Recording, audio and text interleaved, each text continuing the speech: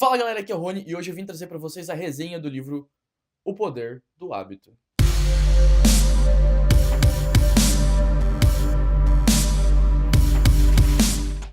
Ele é escrito pelo Charles Duhigg. Ele já tem alguns outros livros e alguns prêmios já por essas outras publicações que ele teve sobre água tóxica nos Estados Unidos, porque ele é um repórter investigativo, né? E também sobre a crise financeira nos Estados Unidos, e tem vários prêmios aqui. Depois vocês podem dar uma olhada. E além do Poder do Hábito, ele tem esse aqui, Mais Rápido e Melhor. É um outro livro que eu comprei, O Segredo da Produtividade na Vida e dos Negócios. É quase como uma evolução do Poder do Hábito. Eu ainda não li, eu comprei faz pouco tempo, mas vai ser o próximo que está na lista. O Poder do Hábito, ele é mais um livro acadêmico e publicitário para entender as pessoas, mas o primeiro capítulo e algumas partes internas dele, assim, meio que soltas, você acaba que sendo quase que uma autoajuda, assim. Eu nunca fui daquelas livrinhos de autoajuda ou aquelas vídeos de motivação, nunca me surtiu efeito aquelas coisas, né? Que às vezes a gente precisa, né, de algumas coisas nesse sentido. Mas esse livro, como ele tem uma base científica, eu vou mostrar pra vocês depois, mais no finalzinho do vídeo, a quantidade de pesquisas pra ser resumida nesse livro aqui. Ele é um livro muito simples de ler, é muito tranquilo a leitura dele, não é nada complexa. Como vocês podem ver, eu tenho trocentas anotações aqui. Eu fui colocando post-it em várias coisas. Não vou falar de tudo disso aqui, porque eu botei post-it pra vocês, porque senão ia ser um vídeo de 2 horas, porque tem muita coisa anotada. O livro traz muitos cases reais, de histórias que realmente aconteceram, né, porque baseado em pesquisas, etc. Então, ele traz uma variedade de informações, assim, que é absurda, assim. É muito, muito, muito interessante. E aí, então, ele é dividido em 3 grandes grupos, o livro. A parte 1, os hábitos dos indivíduos, que é dividido em 3 pequenos subtítulos, que é o momento do livro onde ele vai pegar mais esses hábitos individuais. Aí ele dá uma introdução de como que se pensou em estudar hábitos humanos, que um dos primeiros casos relatados é de um paciente que ele não conseguia ter memória recente de nada, ele esquecia tudo, assim, completamente. E aí ele e a esposa foram pro médico e tal, e aí o médico começou a verificar o que realmente estava acontecendo com ele. E aí eles começaram a fazer alguns exames e etc, e alguns experimentos. A gente fala experimentos, é meio estranho falar isso, mas ele vai fazendo algumas coisas nesse sentido, e aí descobre-se que a parte que funciona dos hábitos humanos é diferente da parte da memória, e o cara que não conseguia gravar nada de informações recentes, tipo, por exemplo, ele não sabia onde morava, mas ele conseguiu criar um hábito de caminhar toda manhã e voltar para casa. Então ele saía de manhã, dava a caminhada dele lá, voltava para casa, mas ele não lembrava que ele saiu para caminhar e não lembrava qual que era o trajeto da caminhada. Mas o hábito, como tá posicionado em outra parte do cérebro, conseguiu criar esse hábito nele. E aí, bom, aí tem outros experimentos e outras coisas que eles foram fazendo. E aí surgiu-se essa pesquisa a partir dos hábitos. Pelo menos é o que tá falando o livro. E é daí que mais ou menos tá caminhando as pesquisas sobre hábitos. Tem várias coisas no livro, mas provavelmente não é tudo que existe e tem muita coisa em desenvolvimento ainda, né? E aí é aqui na parte 1 em que ele cria um gráfico de um ciclo do hábito. Como é que o hábito funciona? Aí ele trabalha com o case da Pepsodent sobre o hálito fresco. São vários e vários cases, por isso que é mais publicitário.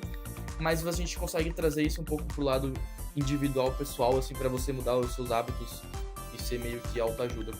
Aí esse é o esqueminha mais ou menos que ele constrói, que é a deixa, a rotina e a recompensa. E aí, como a Pepsodent tinha incrementado aquele ardorzinho que você escova o dente, você sente aquilo na boca, as pessoas usavam a pasta de dente, então era uma deixa, elas precisavam limpar o dente, então é a deixa. Aí você gera uma rotina, que é você escovar o dente, né? Você precisa da deixa, a rotina, e a recompensa era aquele hálito refrescante e com aquele ardorzinho de menta. Quando você gera um hábito, você cria um anseio por essa recompensa. Então, antes de você ter a recompensa, você gera esse anseio de ter esse hálito fresco. Então, as pessoas começaram a criar um hábito de escovar os dentes por conta da recompensa que era o hálito fresco a partir do anseio que elas tinham por isso, entendeu? É confuso um pouco porque vocês não leram o livro ainda. Eu só tô fazendo esse vídeo pra vocês entenderem que o negócio é bem complexo. É, mais ou menos complexo. Mas vale muito a pena dar uma lida completa no livro. Esse aqui é o esqueminha, tá? Então a gente tinha a deixa, a rotina de escovar o dente, a recompensa e o anseio pela sensação ardida. Esse aqui é o esqueminha da Pepsodent. Tem vários esquemas aqui no livro, tá?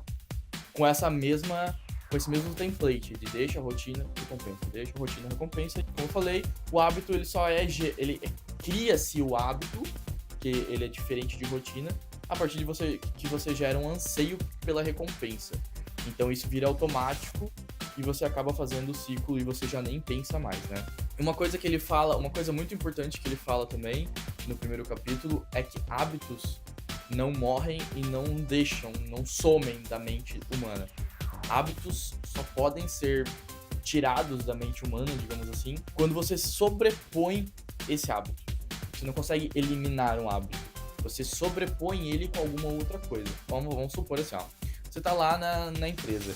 Aí você quer sair da mesa ou você sente fome. Aí o que você faz? Você tem essa deixa. Você precisa sair da mesa, tá com fome e tal, você não sabe bem o que você quer. Aí o que você faz? Você gera uma rotina de ir lá comer e sair da sua mesa de trabalho. E aí você vai gerar uma recompensa que você saiu da mesa e você comeu. Só que o que acontece? Você começa a engordar. Começa, né? Gastar mais dinheiro do que devia. Porque às vezes a deixa que você imaginava que era sair da mesa para ir comer, na verdade era só sair um pouco da mesa do escritório. Então se você trocar a rotina por, ao invés de comer, dar uma volta no estacionamento ou fazer qualquer outra coisa, ir na varanda e pegar um sol, você vai ter a mesma recompensa, porque você consegue mapear o que você tá fazendo e aí você troca a rotina.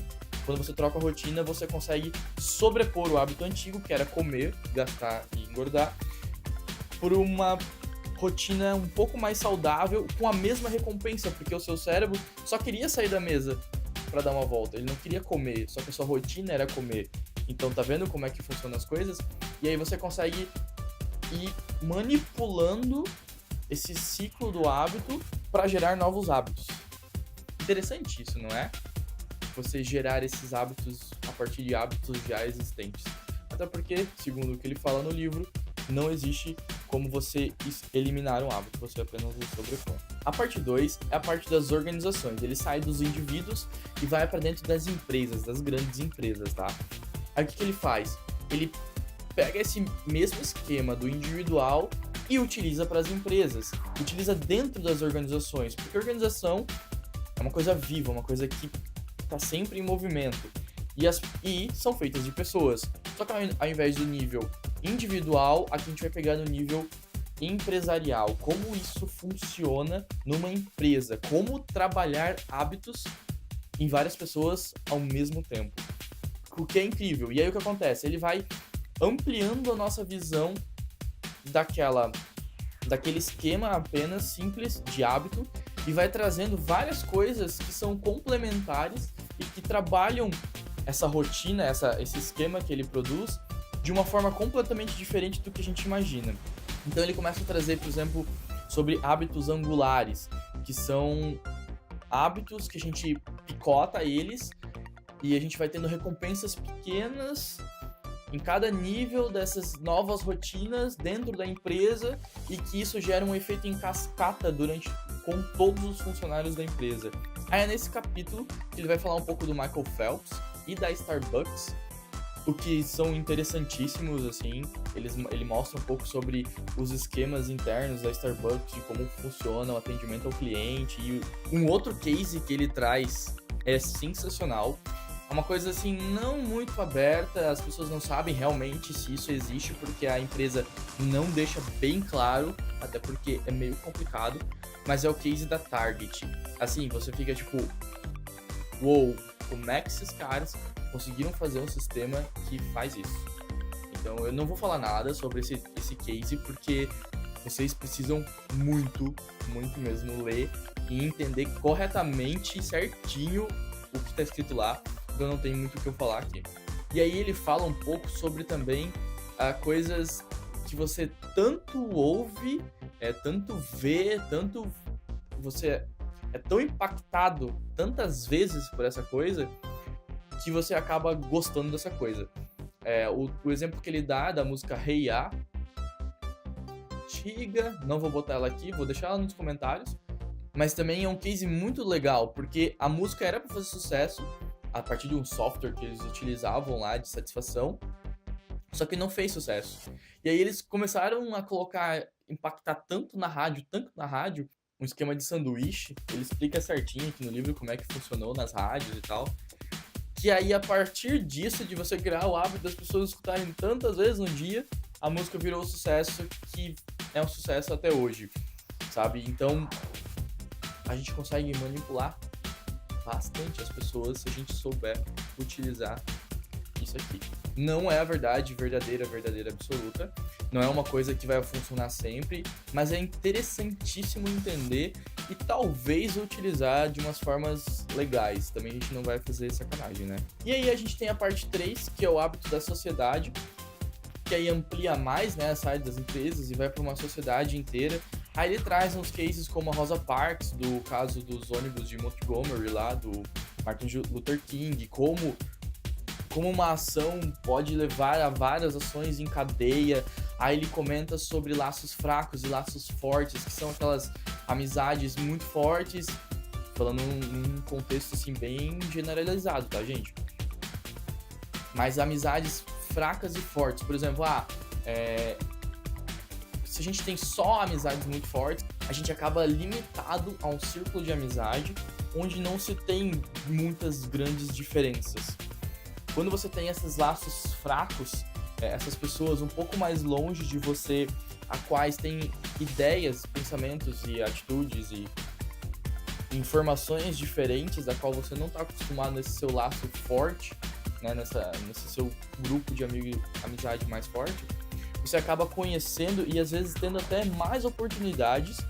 E, segundo ele no livro, são esses laços fracos que fazem com que a sociedade acabe se comovendo mais e gerando mais ação da sociedade. Foi o caso da Rosa Parks. E por conta desses laços fracos que ela tinha, dessas amizades, dessas pessoas que a conheciam, mas não a tinham como uma amizade tão forte, gerou e acabou gerando várias coisas. Ele explica certinho no livro como é que funciona, mas é bem interessante você entender isso e às vezes até pra gente não ficar limitado a um certo grupo de amizades, mas ter uma expansão e ter vários níveis de amizades pra gente, né, ter uma visão geral de como o mundo tá.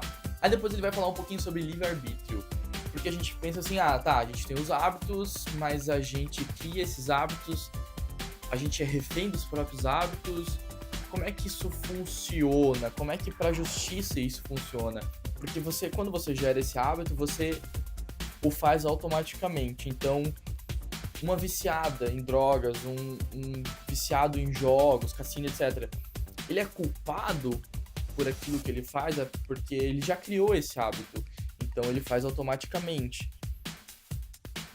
Como é que isso funciona para a lei? Como é que os casos são vistos perante a lei?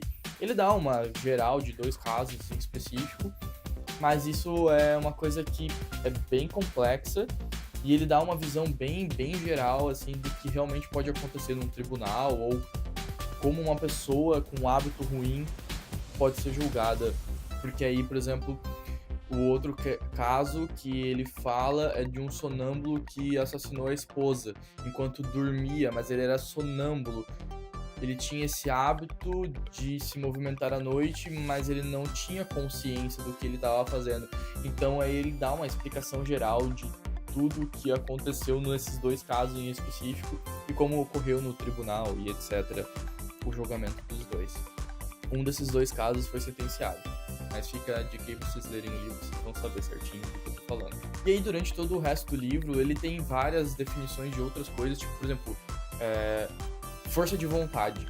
Ele fala um pouco sobre força de vontade, sobre como a força de vontade pode ser finita. Ela não é infinita, não é porque eu sou o melhor cara do mundo que eu tenho uma força de vontade que jamais vai acabar, não. ele dá uma nova visão sobre força de vontade e como isso pode, durante o dia, se você não tiver um estoque grande de força de vontade, tem como a gente fazer esse estoque crescer.